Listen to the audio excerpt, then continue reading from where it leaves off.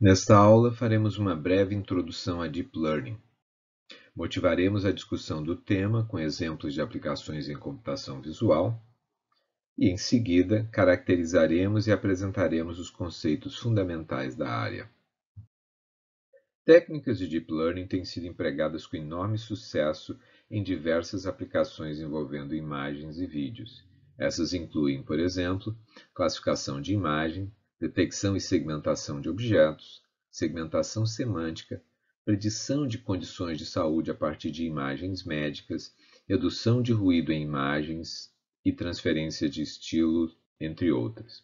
A seguir, veremos alguns exemplos dessas aplicações.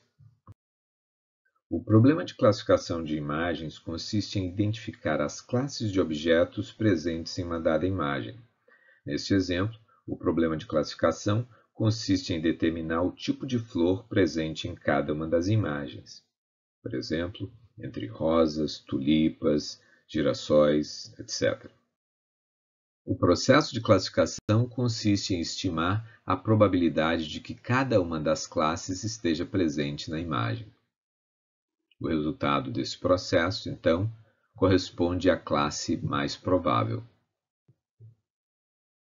No caso de um único objeto contido na imagem, como no exemplo do gato mostrado à esquerda, temos a possibilidade de, além de classificação, fazer a localização do objeto, nesse caso, delimitando a área da imagem onde o objeto encontra-se contido. Para o caso da imagem conter múltiplos objetos, fala-se em detecção de objetos e, nesse caso também, temos a delimitação das regiões que contém cada uma das instâncias. Para o caso mais específico de segmentação de instâncias ou segmentação de objetos, busca-se então delimitar o conjunto de pixels que pertence a cada uma dessas instâncias. O processo de detecção de objetos utilizando Deep Learning é bastante eficiente e pode ser aplicado dinamicamente a vídeos. No caso da segmentação semântica, atribui-se a cada pixel um rótulo que identifica uma classe.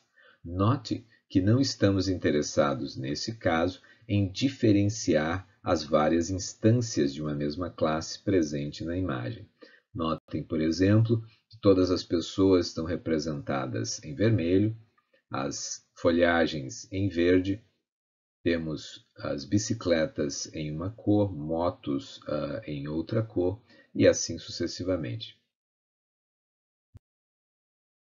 Deep Learning tem sido aplicado com enorme sucesso na área médica para auxiliar o diagnóstico de doenças. Aqui temos um exemplo em radiologia, onde é feita então uma estimativa da idade óssea de um indivíduo a partir de uma radiografia da mão e do punho. Estimativas de idade óssea é extremamente importante para avaliar o desenvolvimento de uma criança. Aplicações em denoising são extremamente importantes em computação gráfica e utilizadas extensivamente para a produção de filmes animados em 3D. Na figura à esquerda, temos então uma imagem sintetizada utilizando um algoritmo conhecido como Path Tracing e renderizado com 128 amostras por pixel. Percebemos então a variância desse resultado na forma de ruído. Aplicando então um denoiser, utilizando Deep Learning, obtemos a imagem à direita a partir da entrada considerada à esquerda. Vemos aqui mais um exemplo de imagem renderizada utilizando Path Tracing com 128 amostras por pixel. Note que a imagem é bastante ruidosa e podemos então melhorar o seu resultado aplicando então um processo de denoising baseado em Deep Learning. E isso permite então a produção de imagens com tempo de renderização muito menor. Temos aqui mais um exemplo de aplicação, nesse caso, transferência de estilo, utilizando Deep Learning e, portanto, conhecida como transferência de estilo neural. Nesse caso, a foto da esquerda foi estilizada de acordo com ou, digamos, estilo de uma pintura de Van Gogh. Então, notem que à direita vocês percebem, se observarem com atenção, as casas, o campanário e o rio, mas representados no estilo, então, da pintura de Van Gogh. Vamos ver, então, mais um exemplo de aplicação de transferência de estilo, nesse caso, uma fotografia, um retrato, e será então estilizado de acordo com o padrão mostrado na figura no canto inferior direito. Aqui está o resultado. Notem então que nós podemos produzir resultados bastante interessantes transferindo o estilo de uma pintura para fotografias, por exemplo. A noção de transferência de estilos pode ser então generalizada para imagens e vídeos e combinadas, por exemplo, com noções como segmentação semântica. Neste caso, notem que a partir de uma foto de uma selfie é possível então fazer a segmentação semântica das partes, por exemplo, do rosto, do cabelo, a roupa da pessoa, o fundo, e atribuir estilos de diferentes fotografias para produzir então uma imagem, ou no caso uma selfie, ou um vídeo selfie, combinando diversos estilos. Aqui temos mais um exemplo dessa técnica, onde o fundo foi estilizado de acordo com a pintura mostrada à esquerda e parte do rosto, então, com a imagem mostrada à direita. Notem que o cabelo e os óculos também vêm da imagem da esquerda, no estilo da imagem da esquerda.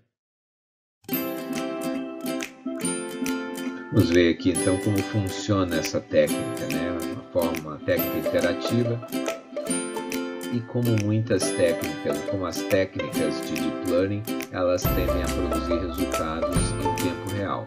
Então, o usuário pode estar selecionando estilos, aplicando então para a imagem a partir da segmentação semântica previamente realizada. Notem aqui então a aplicação do estilo ao fundo, ali selecionado. Mais um exemplo.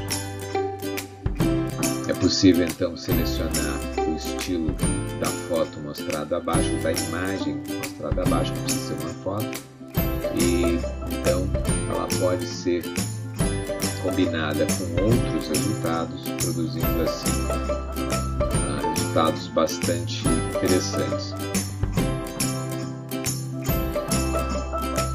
A mesma técnica pode ser aplicada diretamente a vídeos. Vocês verão assim. Hi everybody. Anaya, thank you for that beautiful introduction. Hi everybody. Anaya, thank you for that beautiful introduction.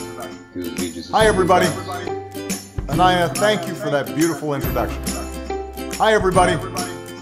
Anaya, thank you for that beautiful introduction. Hi everybody. Anaya, thank you for that beautiful introduction. Como vimos há pouco, Deep Learning nos oferece então um mecanismo bastante eficiente e flexível para realizarmos diversas operações sobre imagens e vídeos. Vamos agora caracterizar e apresentar os principais conceitos dessa área. Deep Learning é uma forma de Machine Learning que, por sua vez, corresponde a um conjunto de técnicas em inteligência artificial. Então, vamos detalhar um pouco mais esses elementos. Inteligência artificial é tipicamente caracterizado como o esforço de se automatizar tarefas intelectuais tipicamente associada a seres humanos, como, por exemplo, jogar xadrez. Machine Learning é um conjunto de técnicas de inteligência artificial que permitem a sistemas computacionais melhorar a sua performance com a experiência e com a exposição a dados. Deep Learning é um tipo de Machine Learning que representa o mundo, uma abstração do mundo, por meio de um conjunto de conceitos hierarquizados.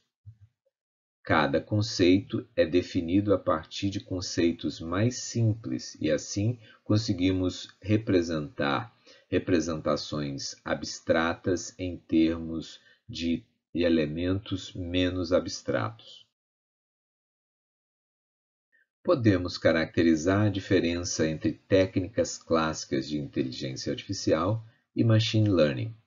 No caso de técnicas clássicas ou de uma programação de inteligência artificial clássica, também conhecida como simbólica, nós provemos um conjunto de regras, ou seja, um programa e dados, e esses então são processados de acordo com essas regras para a obtenção de respostas. Podemos representá-lo graficamente deste modo. Então, a partir de um conjunto de regras e dados, esses procedimentos, esse programa, vai avaliar os dados de acordo com as regras e produzir respostas. Já no contexto de machine learning, o que nós vamos prover são dados e respostas específicas para tarefas que nós esperamos, então, que o sistema computacional aprenda e execute, e isso num contexto que chamamos de aprendizagem supervisionada. Tá? Nesse caso, apresentamos dados e as respostas. E esperamos, então, que por meio dessa exposição e por um processo de treinamento, o nosso sistema computacional aprenda as regras, aprenda a extrair regras que sejam capazes, então, de, dadas as entradas e as respostas, né, durante esse processo de treinamento, ele obtenha as regras, consiga inferir as regras, para que, então, possa generalizar este procedimento a outros dados. A partir de um processo de treinamento, nós vamos agora dispensar esses dados iniciais, manteremos as regras e, a partir de novos dados, o nosso sistema computacional, o nosso modelo computacional, fará então a predição de novos resultados, de respostas, como se estivéssemos no caso anterior. Assim, no caso de sistemas de machine learning, eles são treinados ao invés de explicitamente programados. Isso requer, portanto, um grande conjunto de exemplos relevantes à tarefa a ser executada. O objetivo, então, é buscar alguma estrutura estatística a partir desse conjunto de exemplos, de tal modo que o sistema consiga inferir regras para resolver, então, para dar as respostas necessárias. E espera-se, então, que essas regras permitam a generalização das respostas para outros conjuntos de dados que não foram parte do treinamento.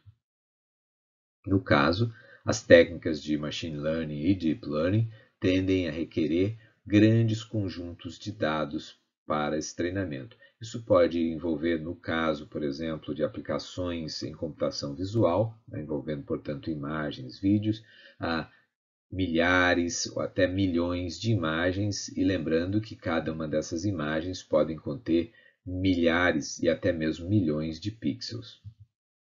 Bom, neste caso, com conjuntos de dados desta complexidade, o uso de técnicas de análise estatística convencionais, elas se tornam impraticáveis. E no caso específico das técnicas de machine learning e deep learning, elas têm, comparativamente a técnicas convencionais, abordagens estatísticas, uma fundamentação teórica bem menor. As ideias ou esses resultados, as técnicas, elas acabam sendo demonstradas tipicamente de forma empírica e muito menos de forma teórica. Então, como vimos, o objetivo de machine learning é descobrir regras que sejam capazes, então, de processar dados de entrada e produzir os resultados esperados. Para isso, então, nós precisamos fornecer dados de entradas são exemplos, né, pareados tipicamente, ou seja, no caso de aprendizagem supervisionada, onde nós damos os exemplos de entrada e a saída esperada, respectivamente. Por exemplo, no caso de classificação de imagens, se eu quero classificar entre classes de animais, por exemplo, gato, cachorro, pássaro, etc., eu vou precisar informar, digamos, junto com a imagem de entrada do gato, uma classificação, um rótulo gato. No caso das imagens de cachorro, então o rótulo cachorro e assim sucessivamente. E esses dados serão então utilizados para o treinamento dos algoritmos de machine learning, que, portanto, vão tentar descobrir, inferir regras para fazer então esta classificação de forma autônoma.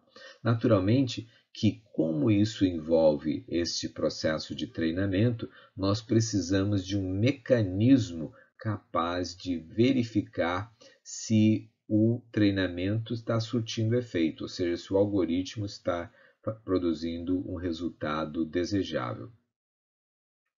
E aí nós chegamos a um ponto fundamental aqui da nossa discussão, do ponto de vista conceitual, é que o problema central em Machine Learning e Deep Learning é aprender transformações ou representações dos dados de entrada que simplifiquem a solução do problema, que simplifiquem o encontrar a resposta adequada, a resposta desejada. Vamos ilustrar isso, então, graficamente a seguir. Considerem, por exemplo, a tarefa de dados pontos com coordenadas x, y no plano, predizer se esse ponto terá uma cor vermelha ou azul, considerando a distribuição das cores no plano assim mostrado. Nós podemos, por exemplo, para tentar resolver esse problema, considerar uma representação diferente da original que separe melhor as cores dos pontos. Por exemplo, nós podemos considerar uma mudança de sistema de coordenadas, onde a gente percebe então que há uma separação entre as cores a partir desse novo sistema de coordenadas. E podemos obter ainda uma representação mais adequada que nos permite responder à pergunta se um determinado ponto inserido neste plano será azul ou vermelho, considerando simplesmente a sua informação de coordenada x. Se x for maior do que zero, esse ponto, segundo a regra aqui extraída, será vermelho, e se ele for menor que zero, a regra será azul. Esse exemplo, bastante simples, é muito importante do ponto de vista conceitual, porque ele mostra o que fundamentalmente algoritmos de machine learning, algoritmos de deep learning buscam fazer. Tendo uma representação, encontrar alguma transformação que coloque a representação desses objetos iniciais num determinado espaço onde seja possível, onde seja fácil, então, delimitar as possíveis respostas esperadas para o problema. Então, fundamentalmente, estaremos fazendo transformações, fazendo alterações de representações e ou transformações nesses dados, nessa representação dos dados, de tal modo que, neste novo espaço, as representações sejam de cada uma das classes que nos interessam, sejam clusterizadas e facilmente identificáveis.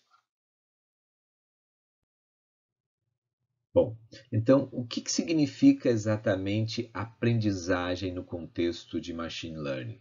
Aprendizagem, nesse contexto, corresponde exatamente a buscar de forma automática transformações que permitam representar os nossos dados de uma forma mais adequada para que seja respondida determinada questão. Bom, essas transformações podem ser, como vimos há pouco, transformações de sistemas de coordenadas, translações, projeções lineares, operações não lineares, etc. E, no caso de algoritmos de machine learning, o que eles estão fazendo, como já vimos, é simplesmente buscar por transformações dentro de um conjunto predefinido de possíveis operações, tá? Que o nosso modelo, como a gente vai ver daqui um pouco, a nossa rede neural permite. Tá? E esse espaço, né, esse conjunto de transformações possíveis é conhecido com o nome de espaço de hipóteses.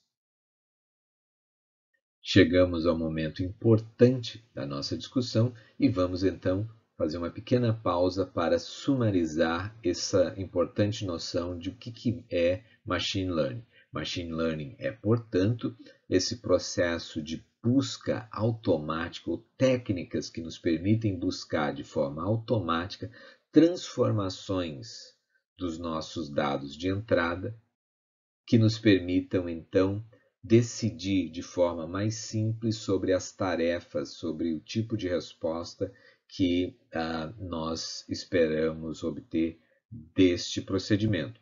As transformações, elas respeitam um espaço que nós chamamos de espaço de hipótese, ou seja, há um conjunto predefinido de operações, e essas operações são definidas, então, por como nós construímos o nosso modelo, ou seja, a nossa rede neural. Ainda não falamos de redes neurais, vamos falar há pouco, né? Mas, então, isto delimita, então, esse conjunto possível de transformações, e todas as transformações são guiadas, ou a escolha das transformações é guiada por um sinal de feedback. Aquele mecanismo que nós falamos há pouco, que é necessário para que a gente possa avaliar se o procedimento está tendo sucesso ou não.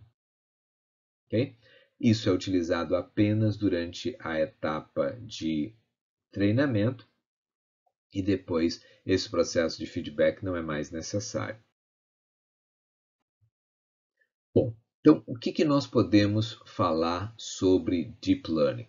No caso de Deep Learning, esse processo de aprendizagem acontece de forma incremental por meio de camadas sucessivas. Então, o que ocorre é que nós temos um certo número de camadas e isso representa a profundidade do modelo, daí, então, o termo Deep Learning, né?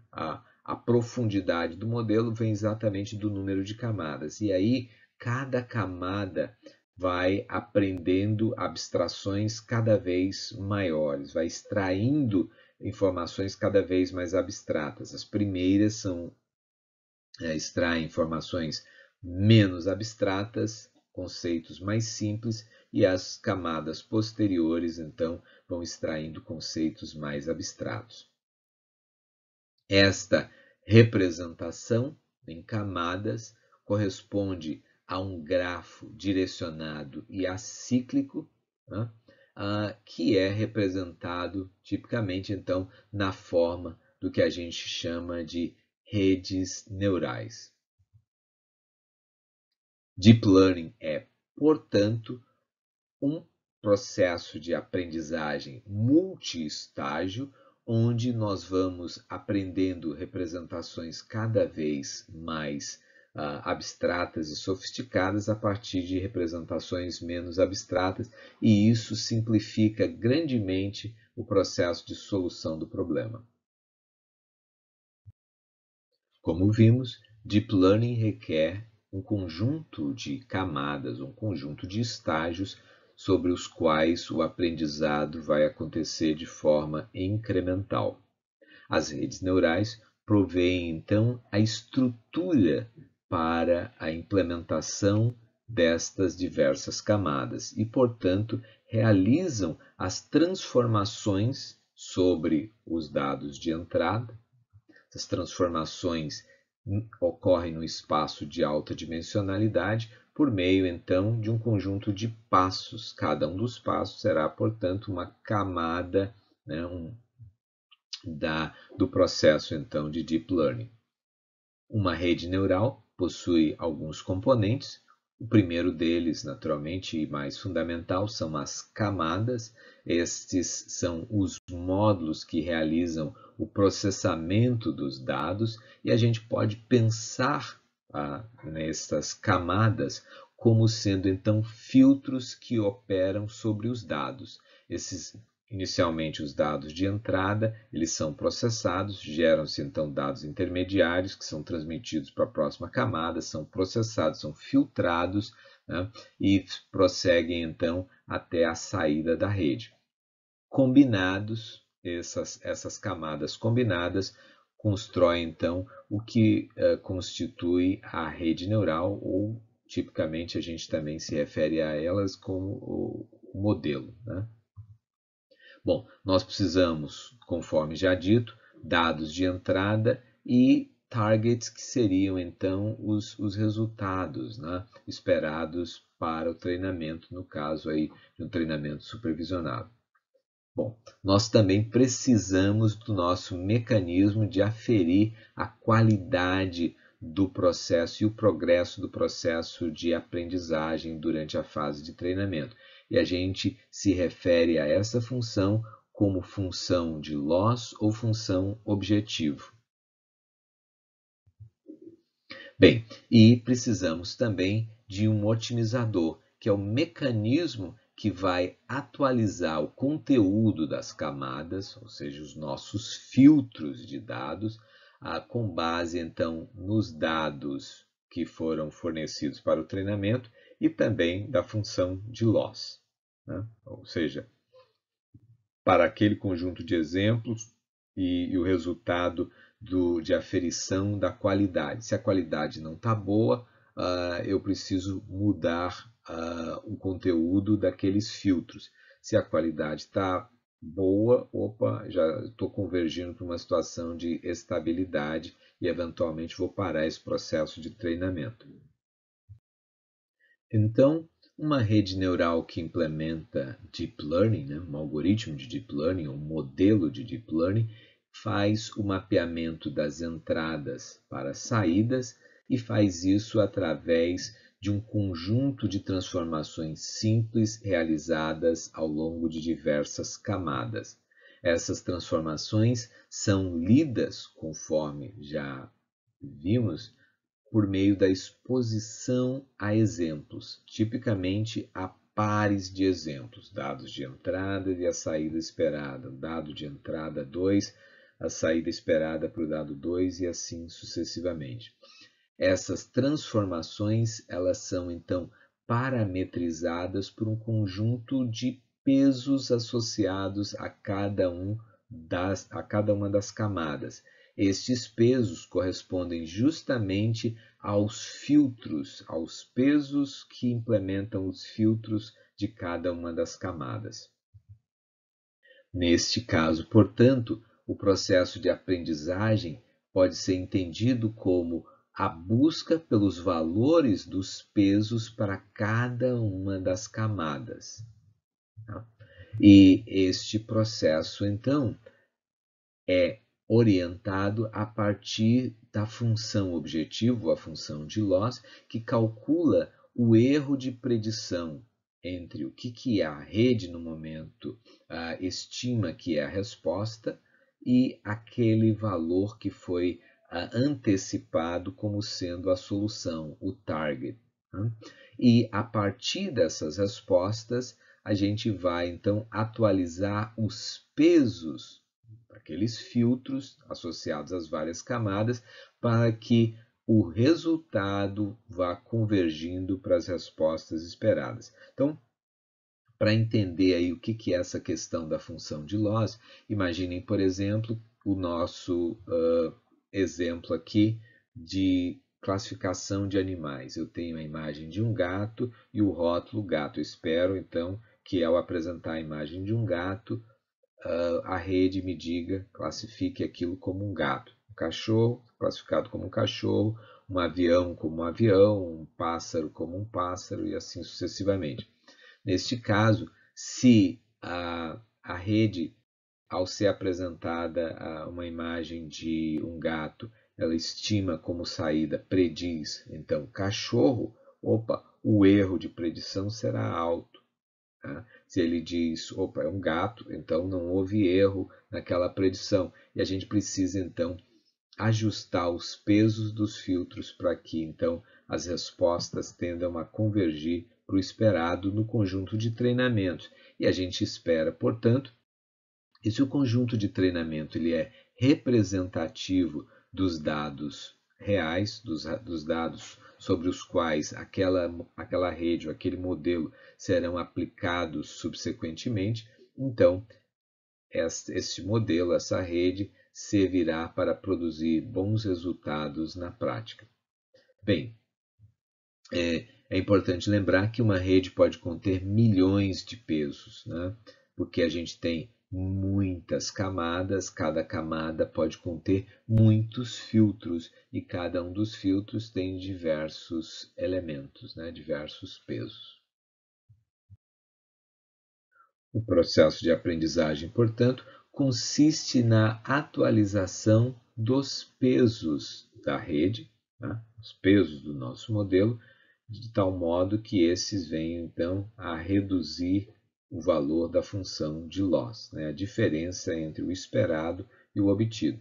Esses pesos tipicamente são inicializados com valores randômicos, e é justamente a função objetivo, a função de loss, o valor dessa avaliação, a discrepância entre o valor desejado e o valor obtido, que é utilizado como um feedback para atualizar estes pesos. E a atualização é feita de tal forma que os novos valores devem reduzir essa discrepância a cada iteração desse processo. Bom, o ajuste dos valores dos pesos, eu lembro para vocês sempre, os pesos são os pesos daqueles filtros. Né? Isso é feito pelo otimizador e o otimizador implementa um algoritmo chamado backpropagation. Backpropagation é o algoritmo mais importante em Deep Learning. Ele requer que todas as operações representáveis em todas as camadas da rede sejam diferenciáveis. E, neste caso, o processo daquela discrepância lá é reduzido, né, quando a gente altera os pesos das várias camadas na direção que é oposta ao gradiente da função loss, né, ou da função objetivo. Ou seja, o gradiente é aquele vetor, e aí nós estamos falando num espaço de altíssima dimensionalidade, o vetor que aponta na direção que aumenta o valor, que maximiza o valor da função.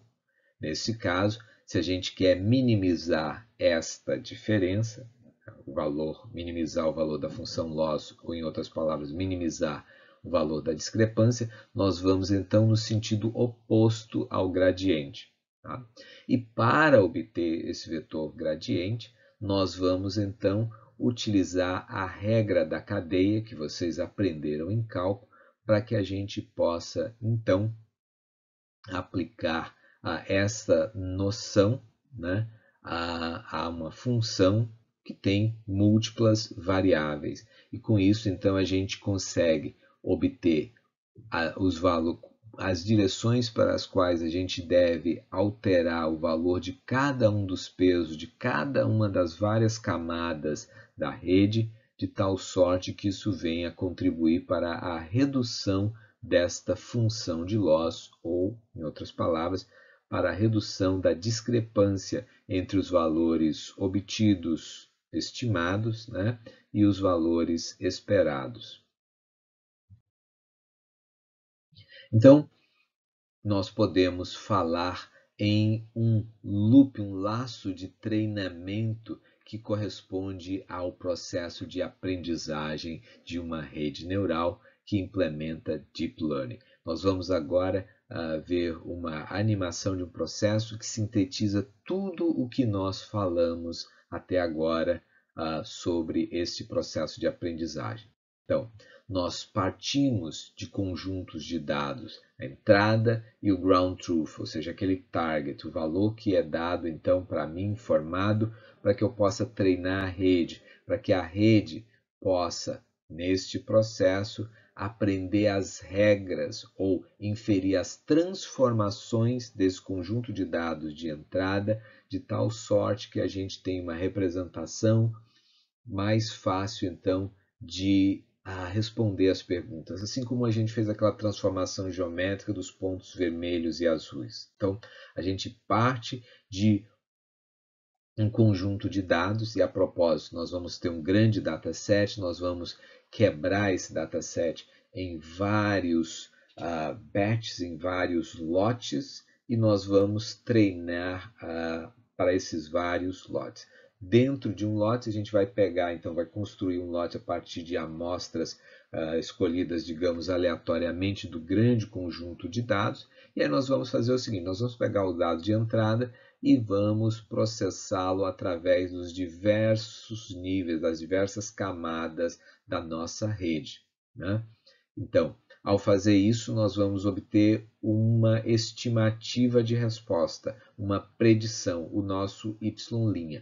E y' aqui não quer dizer a derivada de y, é apenas um valor que não corresponde necessariamente ao valor y. É o valor que a rede estimou como resposta, uma aproximação para o valor real y.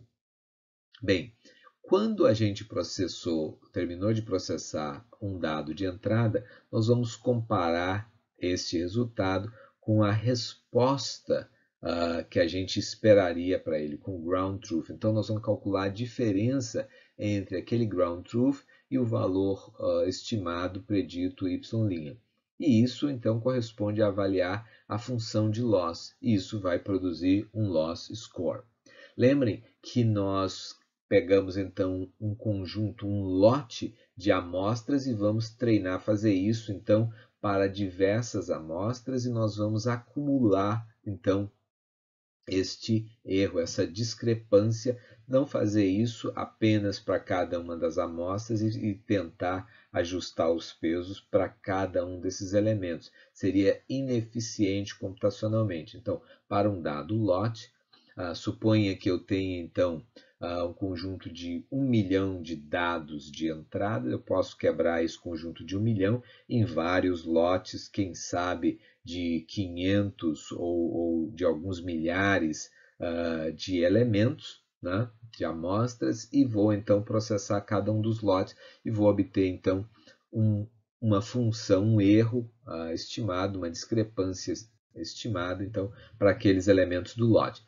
Quando então eu terminar de processar um lote, eu vou agora utilizar o meu otimizador, né? Vou informar esse valor de discrepância para o otimizador, que vai então, utilizando o mecanismo de backpropagation, vai atualizar os valores dos pesos de cada uma das camadas, sempre na direção oposta ao do gradiente naquele ponto especificamente.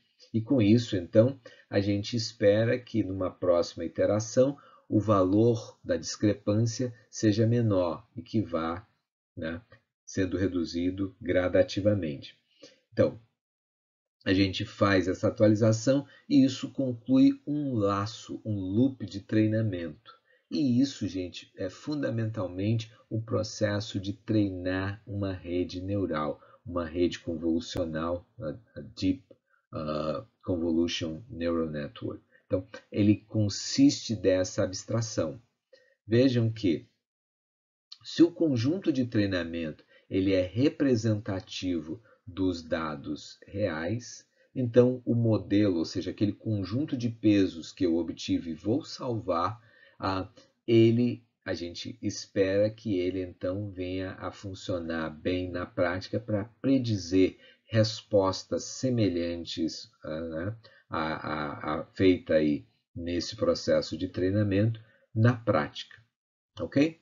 Então, esta imagem, essa ilustração sintetiza bem todo o processo de aprendizagem utilizando o Deep Learning. Notem que a gente atualizou os pesos após processar o primeiro lote, né?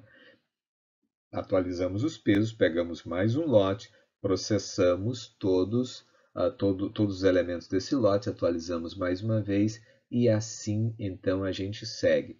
E quando a gente tiver processado todos os lotes do meu conjunto de dados, ou seja, tiver visitado todas as amostras do meu conjunto de treinamento, a gente diz que aí completamos uma época do treinamento. E um treinamento tipicamente envolve circular nesse laço aí por várias épocas, ou seja, eu revisito diversas vezes todo o meu conjunto de dados de treinamento. Naturalmente que após um certo tempo de treinamento, eu posso então utilizar um conjunto de dados para validar, para aferir quão bem então nós estamos convergindo, né, tratando então outros dados não vistos no processo de treinamento, e isso vai nos dar uma ideia, uma estimativa de quão bem a gente espera que este modelo venha a tratar, processar dados outros, dados arbitrários, né, mas naturalmente pertencentes à mesma classe. Ok? Resumindo então tudo que falamos na aula de hoje, técnicas de Machine Learning buscam encontrar representações, novas representações por meio de transformações para os dados de entrada que permitam então dar respostas a um dado problema de maneira bastante mais simples.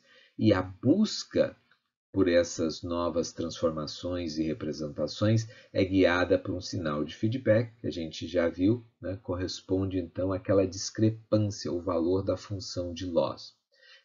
Vimos também que as transformações elas estão restritas, delimitadas pelo nosso espaço de hipótese, ou seja, a partir de um espaço de soluções possível, né? Em Deep Learning, o que ocorre é que o processo de aprendizagem ele ocorre por meio de várias camadas de forma sucessiva e incremental, né? Onde nós vamos aprendendo representações cada vez, ou conceitos cada vez mais abstratos, a partir de representações menos abstratas dos níveis das camadas iniciais. O processo de treinamento consiste, então, em um laço, né, que implementa um processo de otimização. Esse processo de otimização vai atualizar os valores dos pesos que correspondem, então, aos filtros associados a cada uma das camadas, né, do meu modelo. O processo de otimização atualiza estes pesos uma vez por lote, a cada lote do nosso conjunto de treinamentos, ou seja, após processar um lote completamente, ele atualiza esses pesos. Bem, o objetivo do processo de atualização dos pesos é justamente minimizar as discrepâncias entre o que a rede estimou e o valor esperado, né? Então, minimizar o resultado, o valor da função de loss. Para fazer isso, nós vimos que as atualizações ocorrem na direção oposta ao gradiente dessa função de loss, e isso corresponde então a um processo de backpropagation, né? E, por fim, nós ilustramos para vocês, mostramos que técnicas de Deep Learning têm sido extremamente bem-sucedidas em inúmeras aplicações envolvendo imagens e vídeo.